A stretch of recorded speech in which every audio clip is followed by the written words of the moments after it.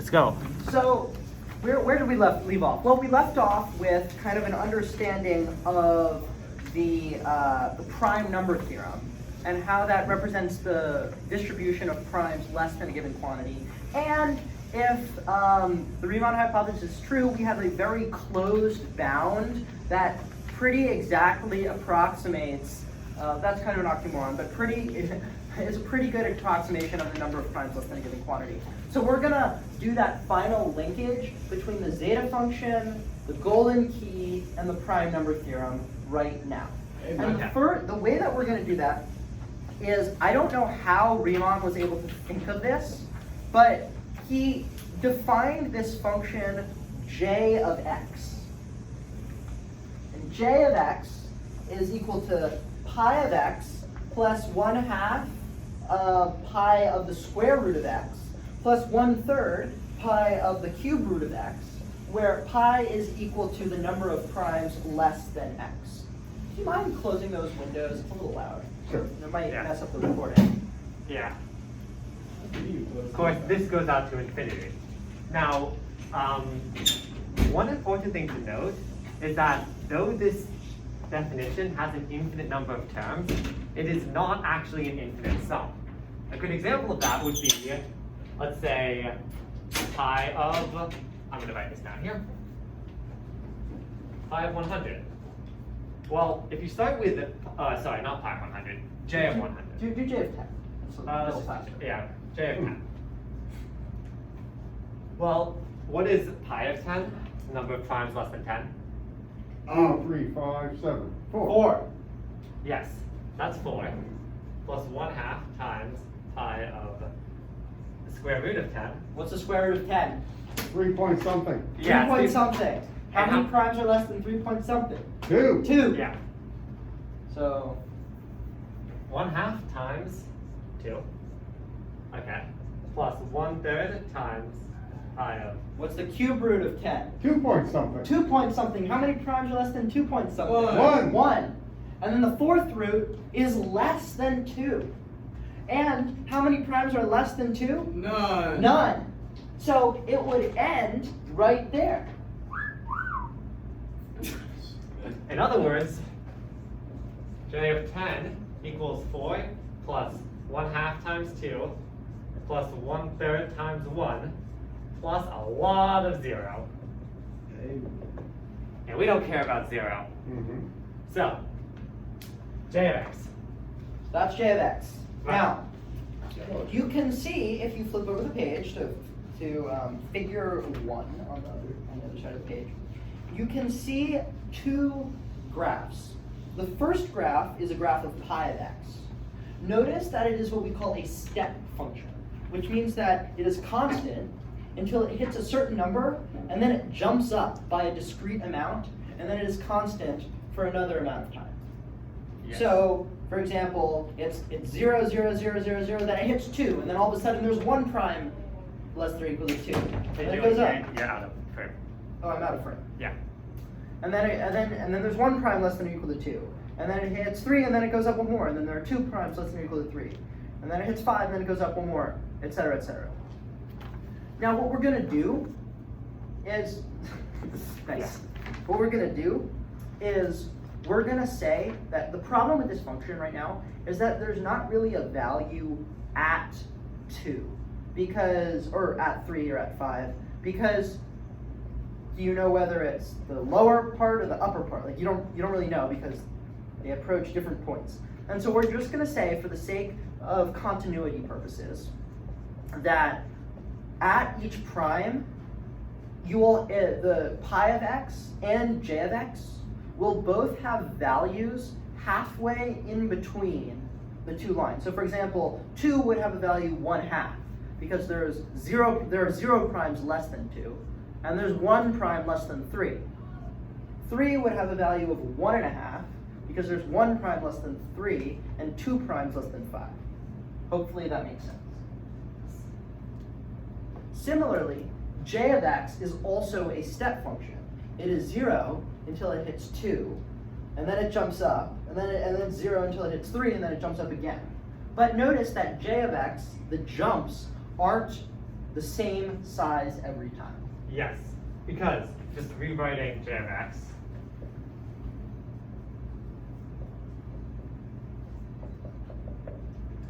If x is a prime number, then pi of x increases by 1, so j of x increases by 1 as well. If x is the square of a prime number, then when you pass x, pi of x to the 1/2 increases by 1, which means j of x increases by 1/2. Similarly, if x is the cube of a prime number, then when you pass x, pi of x to the 1/3 increases by 1, so j of x increases by 1/3. Similarly, yeah. So that means that there are jumps in j of x. Oh, so that means that there are jumps in j of x when it reaches a prime number, or whenever it reaches a power of a prime, and the jump in j of x is proportional to the size of that power. So when Inversely proportional. sorry, yeah, inversely proportional. So yeah, Okay. so if we're taking if you're at a prime square, so say 9, it would jump up by 1/2, by 1/2, yeah. All right, Yeah. go. If it were at 27, which is, it would jump up by 1/3. Third, right. Yeah. Okay. So now we're going to relate zeta of s to j of x. And that's important because j of x is fundamentally linked to the distribution of prime numbers. We start out with the original definition of zeta of s. Or the golden. Oh, sorry, not the original, the golden key definition of zeta of s, which is equal to, yeah, I'm going to do it in this form. 1 minus p to the negative s to the negative 1. Oh, yep. T to the negative s times 1 minus 3 to the negative s to the negative 1 times 1 minus 5 to the negative s to the negative 1, and so on. This is equation number 19 on the handout. Yes. Now, let's say we take the log of both sides. How Riemann managed to figure this out? Don't worry about it. Well, remember, log of x times y is the same as log of x plus log of y. So we can split up all these terms. In addition, sorry, the exponent. Yeah, we do that. In addition, log of x to the power of y is equal to y times log of x. So using both of those properties, we can split this up into negative log of 1 minus 2 to the negative s minus log of 1 minus 3 to the negative s minus, and so on, for all of the primes. Now, remember that the Taylor series expansion of log of 1 minus x is, actually I'm going to use a different variable. Log of 1 minus a to differentiate is equal to negative a minus a squared over 2 minus a cubed over 3 minus a to the 4th over 4, and so on. We're going to do that logarithmic expansion for all of these terms. Now, you may be wondering, well, doesn't this diverge for some values of a? This is only valid if a is between 0 and 1. But fortunately, these terms are all between 0 and 1. Yes, because they're all going to be slightly less than 1. Right. So, what we're ending up with, should I write this out or can I just say equation 22? You can just say equation 42. Yeah. What we get is equation 22. Do you want one of these? Only if you have an extra, or I'll grab one from the other. Can we pause it for a second? Actually, yeah, can I give him this and just use this one? Yeah, please, sir? Okay, sure. Yeah, okay. Thank you. Right. So what we get is equation 22. Now, notice that if you were to take any one of these terms, it would actually be exactly equal to an integral of the form. Going to erase this. 1 over n times 1 over p to the ns. Yeah. P to the ns. Every single one of those terms is of this form where n is a positive integer and p is a prime number. And this is exactly equal to the integral from p to the Square. Yeah, Or no, this p is to the n. generally p to the n to infinity of x to the negative s minus 1 dx. Oh, well, how do we get that? Oh, wait a second. Ooh, sorry. Yeah, equals s over n times the integral from p to the n to infinity of x to the negative s minus 1 dx. Now, Yeah. So, for instance, let's take the 2 times 2s. Yes, let's take the second term in the Taylor series expansion for for this one. Yeah, Yeah. for this logarithmic term. Mhm. so sorry, remember when you expand the full thing, log of zeta of s equals an infinite sum of infinite sums. So you get Yeah. one row of 2's, one row of 3's. Mhm. We're just looking Yeah. at the 3's, Mhm. and we're looking at the second term. Mhm. Yeah, it's useful to think of this as an infinite grid, right? Well, this is equal to 1 over 3 to the s plus 1/2 times 1 over 3 to the 2s plus, and then so on, where again, each term takes this form. Looking at this one, that is a horrible bracket. Looking at this term, oh Lord. That's okay. It's fine. Yeah, we're good. This term is equal to the integral from p to the n, So that would be p to 3 squared, because n in here is 2, Yep. to infinity, s over 2, again, Yeah. s over 2 Mhm. times the integral from 3 squared to infinity of x to the negative s minus 1 dx. Now, should we evaluate this integral? I don't think we need to. Yeah. But this, that's yeah. not too difficult to evaluate. Basically, again, this is just the power rule, and then when you do a little bit of algebra, you find that those two terms are equal. Wait, Okay. which two? This integral term, s over 2 times the integral from 3 squared to infinity of x to the negative s minus 1, and 1/2 times 1 over 3 to the 2s. Okay. Equivalent. Okay. What this means is that we can replace every single term in the Taylor series expansion for every single logarithm Mhm. with an integral. Okay. Which means instead of a grid of binomials, we get a grid of integrals, Okay. where the sum of all of them is equal to the logarithm of the zeta function. Because that's what we're working on here. You want me to erase all this? Yeah, can you erase all that? The j of x thing? Yeah. Right. I think I should write out a couple of the integrals. Okay, yeah. let's do it. Yeah. We actually just, okay.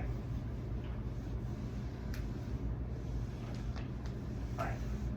So just to give a good idea of what this might look like. So on the left hand side we have log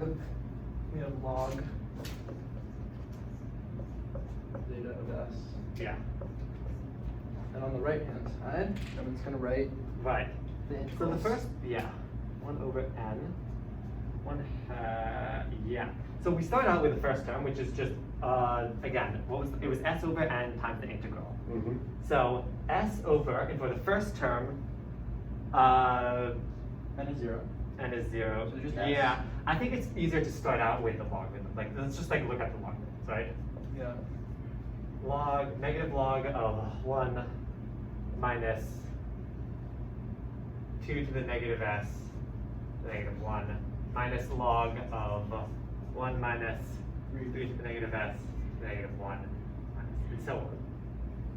We start out with s over 1 times the integral from p to the s from 2 to infinity of x to the negative s minus 1 dx. This is added to the sum, the integral from s over 2 times the integral from 2 squared to infinity of x to the negative s minus 1 dx, plus s over 3 times the integral from 2 to the third to infinity of x to the negative s minus 1 dx, plus, and then you repeat the pattern forever. Similarly, you can expand this logarithm to be the same thing but replace all the 2's with 3's, right? Now, So then you would do plus Yeah. here, and then you would write out all the integrals. And then for Yeah. 5, you do plus here and write out all the Right. integrals. right. Right. Now, you might be thinking, why on earth would you take an infinite series of infinite series and turn them into integrals? Well, the reason is that this integral is fundamentally related to the graph of j of x, or rather the graph of j of x times x to the negative s minus 1. All right, let me erase this Yes. so that we can see this beautiful graph. Again. Right. So starting out with the Wait, term- sorry. yeah. So this is the graph of j of x times x to the negative s minus 1. So remember earlier we were dealing with the integral of x to the negative s minus 1.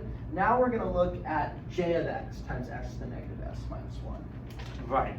So, starting out with this term, 1/2 times the integral of 3 squared to infinity of x to the negative s minus 1. Remember, this is equal to the term 1/2 to the- times 3 times 1/3 to the 2. I haven't speak to you. Yeah. 1/3 to the 2s, yeah. Okay, so we take this term, turn it into an integral. Yeah, actually, this times s. Yeah. Yeah. Right. But wait, is it times s or is? You just Oh use no, one it's above, log over. right? This is 1/s. Yeah. Right. So again, Is that this good? is this is the term that appeared naturally in the natural logarithm of zeta of s. Right. When tacking on this 1/s to get rid of the s that normally appears in Right. these integrals. Right. Right. Well, this function is a little bit hard to visualize, so let's start out with an easier one. That's just 1/2 times the integral from 3 squared. By the way, I'm fully going into detail for this. That's fine. Yeah, 3 squared to infinity of 1 dx. Just get rid of the x to the negative s minus 1. Okay. This is obviously infinity. Okay. But we can still get some insight into what it represents graphically. I'm just drawing, this is the positive x and y. Guess I can do this. Basically, this starts out at 3 squared. It's just 1 dx, and it has a height of 1/2. So if this is 1/2, and this is 1, what this effectively looks like is just a square of area, Rectangle. a rectangle of area going off to infinity, right? Well, what if instead of 1, it's x to the negative s minus 1? Well, that's sort of like taking all of this square, this rectangle, splitting it up into a million tiny rectangles, assuming these are infinitely thin, and then multiplying each rectangle by x to the negative s minus 1. Effectively, what that would end up looking like, now I'm doing the integral, this integral, is starting at 3 squared, it would be 1/2 times x to the negative, and then x to the, 3 squared to the negative s minus 1. So let's say that starts like here. Again, this is exaggerated for the sake of showing. But basically, the height of this term, this point is 9, and then 1/2 times 9 to the negative s minus 1. Does that make sense? Yeah. Then, as x increases, x to the negative s minus 1 decreases, so this would sort of curve downward.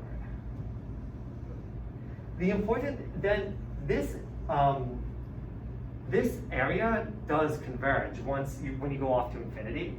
And what matters is that it starts out at a height of 1/2 times 9 to the times 3 squared to the negative s minus 1. Right. Well, what do we notice about this j function? What Remember, happens? just to Sorry, recall, this- this is the function j of x times x to the negative s minus 1. Yeah. At 3 squared, I'm writing it as 3 squared because I really want to emphasize that it's power of a prime. At 3 squared, how much does j of x increase? Not x to the negative s minus 1, but j of x. Well, j of x goes from some number times pi of the square root of 8.99999 whatever, which is, less than 3, to pi of 9.000001, which is, the square root is more than 3. In other words, this term takes up by 1, which means j of x increases by 1/2. At this point, j of x,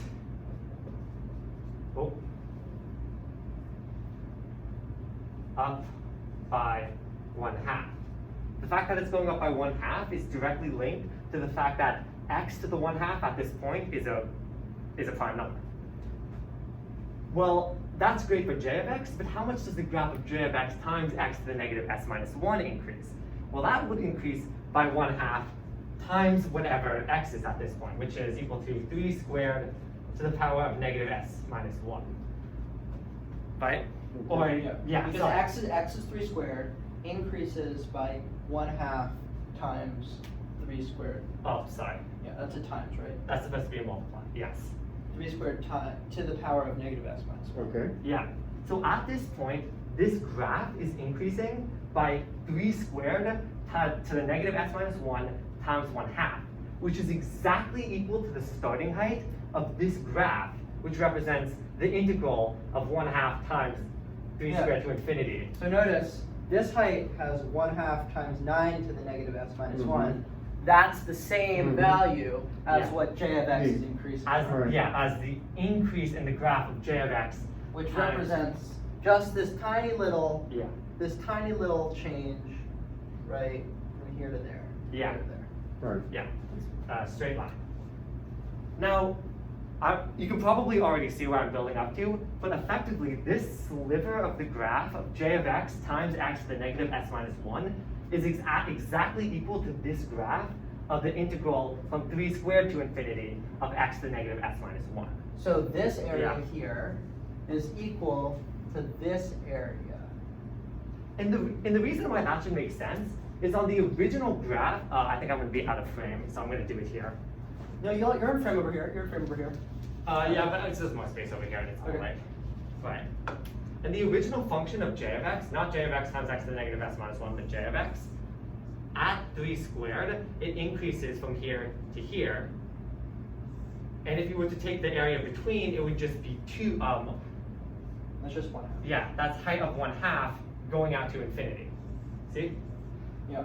Going from that to j of x times x to the negative s minus 1 is sort of like taking this rectangle and just scaling it down by a factor of x to the negative s minus 1 for all x, which is exactly what you're doing here. Basically, what this leads into is the fact that every single integral on the expansion of the log of the zeta function Mhm. is actually equal to a sliver of this graph, j of x times x to the negative s minus 1, where if you think of it like a grid, and it's not too important that this understanding is made, but if you think of it like a grid, the term corresponding to the nth prime with the mth spot in the Taylor expansion of the logarithm of that prime is equal to the integral, is equal to the sliver that is formed at the nth prime raised to the power of n. So The reason, yeah, and that matters because it means that when you sum it up, you get the total area under the curve of this function. which means that, remember that big, long Taylor series expansion that we had? Turns out that whole thing can be simplified by saying that log of zeta of s, which was that whole big Taylor expansion, Right. we can now say is equal to, we still need the factor of 1 over s at the beginning. 1 over s, right? We still need that? Yes. Keep in mind, the reason we multiplied this Sorry, we need term, s. yeah. The reason we multiplied this term by 1 over s, this term which is a part Just to get of rid of log the of s. zeta of s, is because in order to make it equal to the integral had to have that term in it in the first place. So it Yeah. means that whole disgusting expression can be simplified to this very simple integral, where we're integrating the underneath the j of x times x minus 1, which would be this curve. We're integrating underneath that, which would be this whole region here, from 0 to infinity. And this is astronomically important because it directly links zeta of s to the distribution of prime numbers, Mhm. as encoded in the function of j of x. All right, now So this is like the last bit of information that we can understand the nitty-gritty mathematics before you need like a PhD. In analytic number theory. In analytic number theory. And And- so we can yeah. understand, because this is very complicated, but it's just calculus. Mhm. The next part involves math that I couldn't even begin to comprehend. Something And about like non-homogeneous it's residue format. something like that. Yeah. And Exactly. it's Riemann's brilliance that is the ultimate conclusion of his paper. And he was able to say, okay, now we have an expression for pi. Remember, we have an expression from equation number 18. We have an expression for pi of x in terms of j of x. Mhm. And now we have an expression for j of x in terms of zeta of x. Well, the final piece of brilliance takes the relationship a step further and rewrites zeta of x in terms of, and rewrites j of x in terms of the log integral function, Mhm. and also brings in the zeros of the zeta function. Specifically the non-trivial zeros of the zeta function. Yes, and so how does it do that? How do they do that? Well, through this relationship. Let's go back to the blank slide. Yes. Yeah. Well, so equals v of x minus. Yeah. And this is actually why Riemann proposed the hypothesis in the first place. Because this definition of j of x, which is fundamentally linked to the primes and the error for the estimations of the primes, was defined as a function of the non-trivial zeros of the zeta function. So if the non-trivial zeros of the zeta function have this unique property that they all lie on the line x equals 1/2, then suddenly this equation can gain certain properties that it wouldn't have otherwise. I'm getting there. Yes. Okay, so this is a monstrosity, right? Mhm. Yeah. 4 terms, right? But we can see. So actually, let's go. Yeah. Okay. We can see that. Actually, okay. So first of all, before we unpack this any further, this little p here is important. It's not actually a p. It's what mathematicians call a rho, which is a Greek symbol. And it Density, refers- like the dynamics. Mhm. Yeah, exactly. It refers to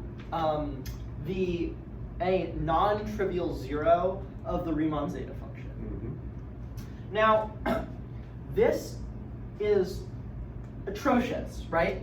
But now we have a way of looking at j of x in terms of the zeros of the non-trivial zeros of the zeta function, which means that let's say we were trying to compute pi of 100.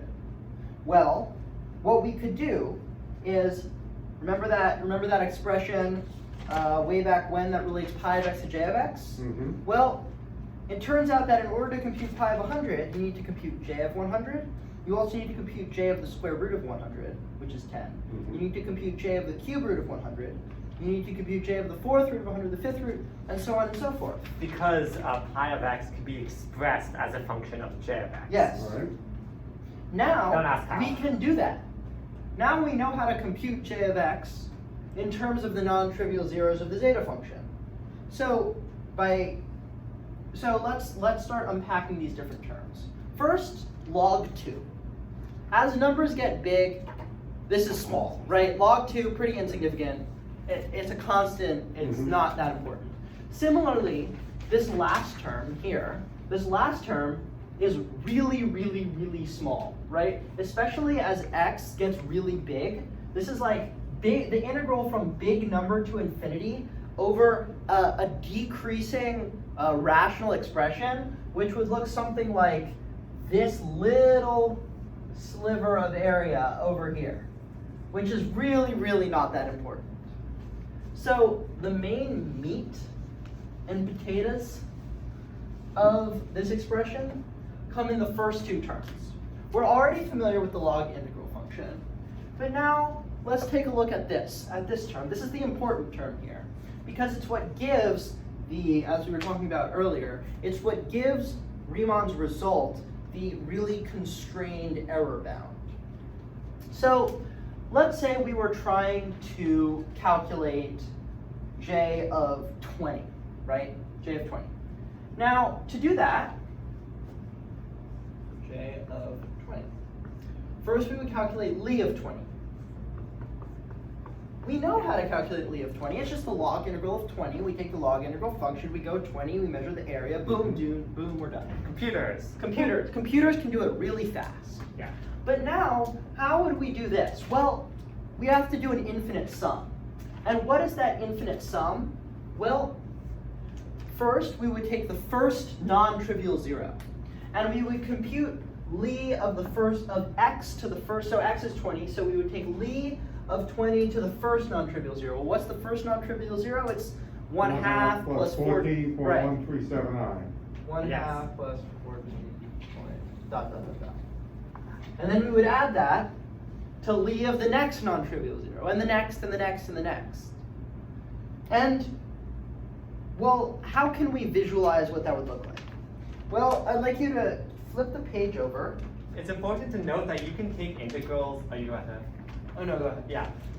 It might be weird to think of the idea of integrating functions of complex numbers, but if you really just think of it as an integral, not necessarily Sorry, as you're an area. referring to this, right? Yeah, but also log integral of x to Oh, the yeah, p yeah, to the yeah. row, because that's, yeah. If you just think of an integral, not necessarily as area, but as an infinite sum of different spots on the function times a tiny value dx, then you can still compute an infinite sum regardless of whether or not the numbers are real or complex. So that's what we're doing when we're taking the log integral of x to the row, since x to the row is a complex function. Yeah, so let's look at what happens when you take x to the row. So we're hoping, so this is why it's important that the Riemann hypothesis be true. Because if the Riemann hypothesis is true, then all of the non-trivial zeros have real part equal to 1/2. Right. Which means that when you raise 20 or 100 or whatever j of x you're trying to compute, when you raise that to the row, what happens is, remember when you raise to a complex exponent, the magnitude is constant, the I changes the rotation, so that means that 20 to the row, no matter what row is, if it's a non-trivial zero, it will always lie on a circle of radius 20 to the 1/2. So this has r equal to the square root of 20. And you can see the top left diagram on page 11 shows the first 11 non-trivial zeros when they're raised 20 to the row. So you get the first zero gets rotated all the way over here, the second zero gets rotated somewhere back around here, the third zero, somewhere over here, fourth is, I don't know, but they're all distributed around the around the circle. And then when you take Li of each zero, you can see that each of these zeros, these points, are mapped onto a spiral. And you can see, I don't know if you can see these little dots in the spiral. That's what happens to each of the zeros. So the first zero, which starts out down here, becomes somewhere over here. Julian, And it spirals in, spirals in. Yeah, what's the up? log integral function goes from 0 to infinity, right? Correct. Yes. Okay. Yes, log integral function, 0. And then the second zero would spiral somewhere in here. And et cetera, until it starts shrinking in onto pi I. Do you think, but that shrinkage happens very slowly, Incredibly slowly. ridiculously slowly. It spirals probably way up trillions, Yeah. 10 to the 47 times. It's Yeah, something like that. many, very high, actually infinitely high, but it does converge.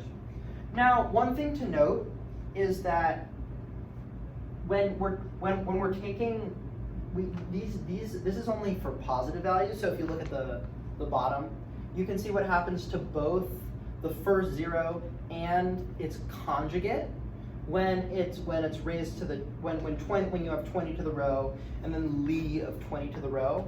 It forms these really neat spirals. And in that way, you're able to compute every single zero. So this is what happens to the entire critical line. When you raise li to the row, this is what happens to the critical line at every moment on the critical line. Does that make sense? Mm-hmm. So you can imagine that you would be able to compute j of x in this way. All right, and then should we do the last? Yeah, just before we move on though, this is not related to the presentation directly, but this method of summing up all of the points that sort of lie on a spiral, or at least a circular shape, in order to see like how it shifts as the points sum to infinity, is almost identical to the way that a Fourier transform extracts frequencies from a signal. So the idea of using complex exponentiation to manipulate things that sort of have a cyclic pattern is something that is scattered throughout all of math. And Riemann, I believe, was one of the first people to really use it to come up with an explicit analysis of something like the distribution of primes. Also, what Julian just erased was pi of x as defined in terms of j of x, which is almost identical to how j of x is defined in terms of pi of x, except that it includes the primes. Yeah. Okay. All right. Next thing. So the last thing I want to do before we end this is I want to talk a little bit about approaches that are used to sort of solving the Riemann hypothesis. And there are many out there involving field theory, and I personally don't think that we currently have the mathematical tools to solve it. But hopefully I'll be surprised, because that would be quite amazing. Yeah. Right. Anecdote? Yeah, go ahead. I do believe there was somebody in the early 1900s that looked at three unsolved hypotheses. The Riemann hypothesis, Fermat's last theorem, and one other that involved raising an algebraic number to another algebraic number. Let's call that formula X. And he said, oh, the Riemann hypothesis, that will probably be solved within my lifetime. Fermat's last theorem, I will die before it is solved, but maybe my youngest students might live to see it. But nobody's going to see the proof of formula X. And then formula X was solved 10 years later.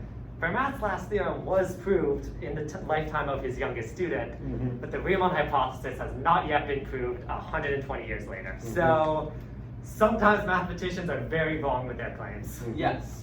And okay, so the last thing, and this is particularly interesting to me, relates quantum mechanics to the Riemann hypothesis, and in particular, sort of the spacing of the non-trivial zeros.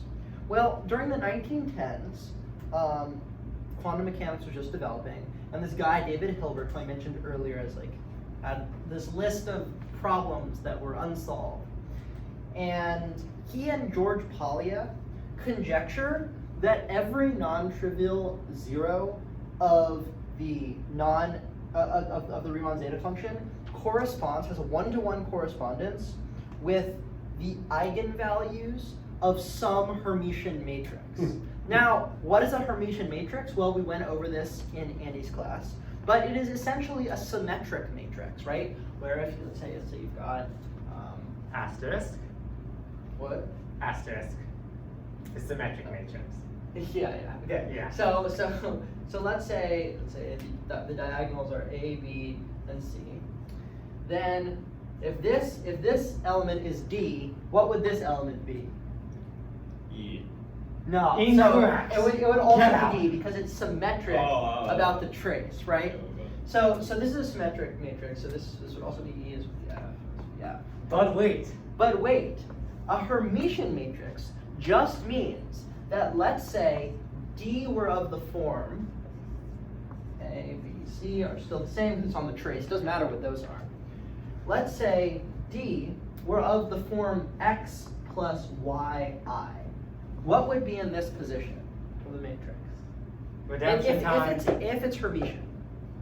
X plus yi too. Incorrect, X but very minus close. yi. Okay, yeah. If it's Hermitian, then Okay. the corresponding entry of the matrix would be the conjugate. So X minus Everyone y. more. So in other words, these are actually the complex conjugates, where, you know, little asterisk star means complex conjugate. Okay. Yeah. Yes. So now what was later discovered based on this conjecture, this is not proven, but what was later discovered in 1987 by Andrew Aldlichko or something like that. Yeah, we should be more cultured. Yeah, I think it's Polish, so I don't know how to pronounce it. Yeah. It's like a Spider-Man. He looked and he was like, okay, first we're gonna take the Gaussian normal distribution. All right, is everybody familiar with the Gaussian distribution? It's Bell your curve. standard bell curve, Sure. right? And then there's a specific equation for this function. Mhm. That's not super important. Anyway, let's say we pluck a value at random from this distribution. We're obviously more likely to pick numbers from the center, less likely to pick numbers at the end, but you know, we pick a random numbers. And let's create a matrix from those random numbers. And let's call that's called a Gaussian random matrix. And let's ensure that matrix is Hermitian. So you can see that at the top of page 12, there's an example of such a matrix. Well, it turns out that Andrew Odlycko computed the eigenvalues of a ton of different matrices, right? A ton of these matrices, right? Hermitian matrices. Of these Gaussian, what we call Gaussian random Hermitian matrices, and found that the spacing of these matrices are statistically Eigenvalues? Sorry, yeah, the spacing of the eigenvalues of these matrices are statistically identical to the spacing of the non-trivial zeros of the zeta function. How he found that, I have no idea. I think there was there like an interaction between him and a friend where they were just like met at some conference for STEM people, and this person was like, man, I've been looking at the statistical properties of the non-trivial zeros of the zeta function, and boy howdy, they look wonky. He was like, those look like the identical something like result that. of the distribution of a Gaussian matrix for the eigenvalues. Yeah, some crazy connection like that. Yeah. I don't know how you even think about that. Right. Yeah. But so a good way to see this is figure 3 on your paper. Imagine you've got a 269 by 269 Gaussian random matrix. Those numbers Those numbers aren't that important, except that to make the eigenvalues go from 0 to 50. Yeah. Now look at the spacing of the eigenvalues on the left, and look at the spacing of the non-trivial zeta zeros on the right. And the non-trivial zeta zeros are multiplied by a factor to scale them down, to scale them down to make them look similar. Now look at the spacing. It looks pretty much statistically identical. Right.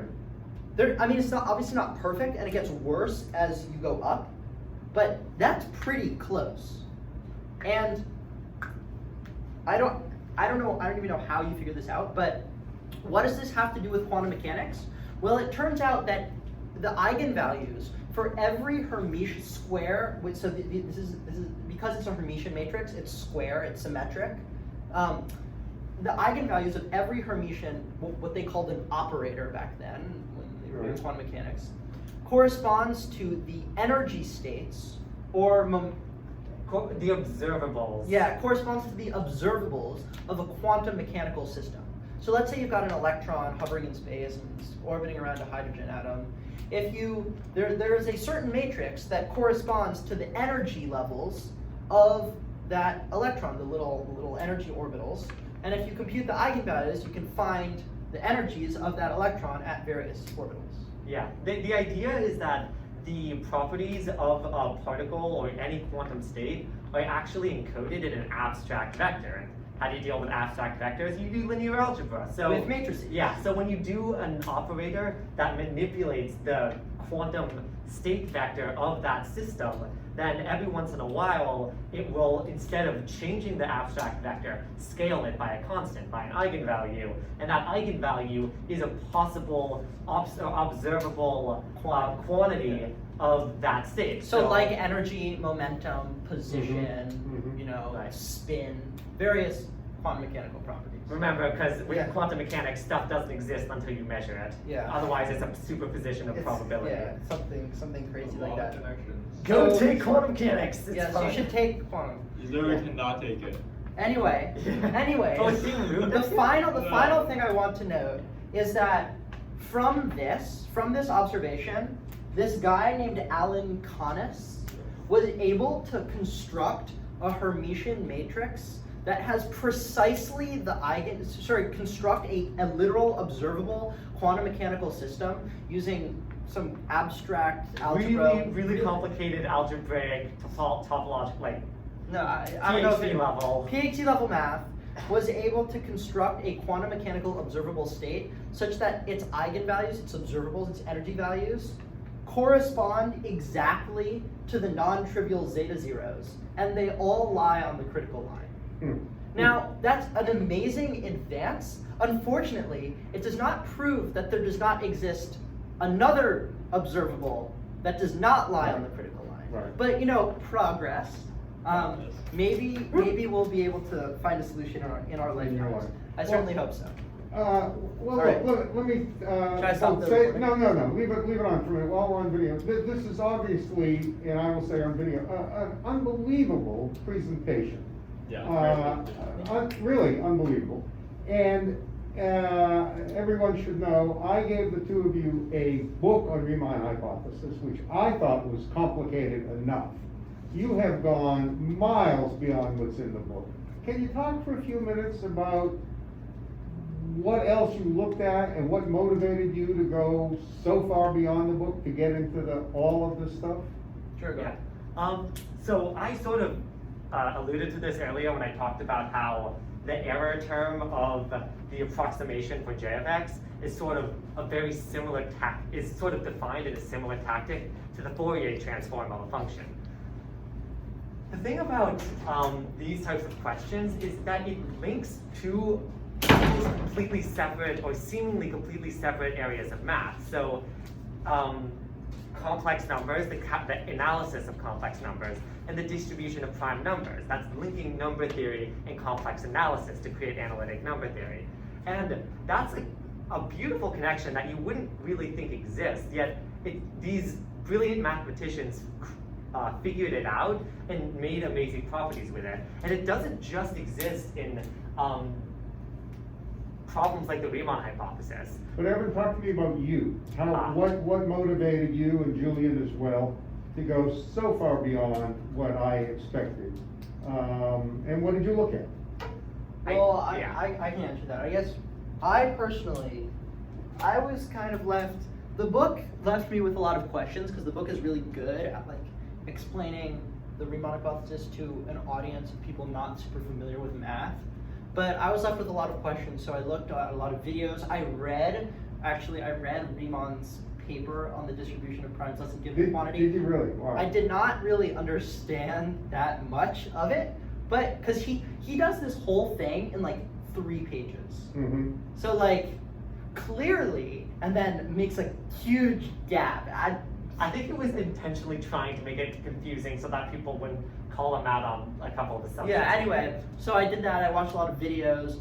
I read some things on, Stack Exchange and various other forums where people are discussing the Riemann hypothesis. But yeah, I don't know. I was just left feeling that there was more to be done. Wow. And for me, it was just the idea that this sort of seemed like it was formed at the nexus of so many different points of math, and I really wanted to explore that. So it was more than just, how do I complete this presentation? What are the main things to go on? It's how can I evolve my mathematical understanding of the world through this? Yeah, that's super corny, but I've read your college essays. Sometimes corny is good. It felt like I could grow, do something like this. Well, I want to say as we end this is just a phenomenal way to finish a high school career. It would be a phenomenal way to finish a college career. So I can't thank you enough. All right. Thank you so much. All right, you took, yeah. Yeah, I'll stop it. All right.